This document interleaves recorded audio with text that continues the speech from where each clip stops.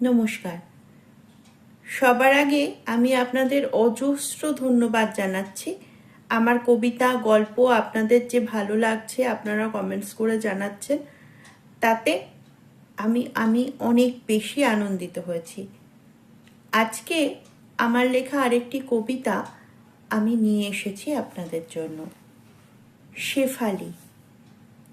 বড় ইচ্ছে ছিল শেফালির, রোদ্দুরটাকে চাদর করে চলে যায় বহুদূর।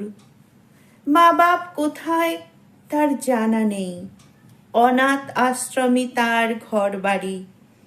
এখানেই সে জেনেছে বর্ণমালা, আবার এখানেই শিখেছে সেলাই।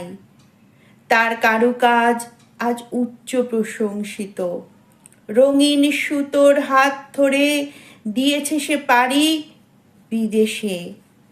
রং বেরঙের নকশার ছটায় মুগ্ধ তারা, কিন্তু তার চোখ দুটো দিচ্ছে বড় যন্ত্রণা।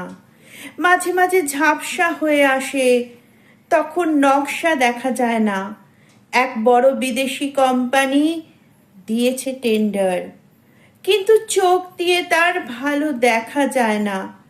অবশেষে এক আই স্পেশালিস্ট নাম করা শুরু করলেন তার চেক আপ করা।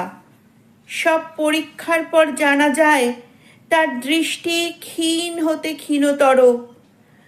আর কোনো নেই উপায়, হাত দিয়ে মুখ ঢাকে শেফালি, আর হলো না স্বপ্নের চাদর পরা। নমস্কার।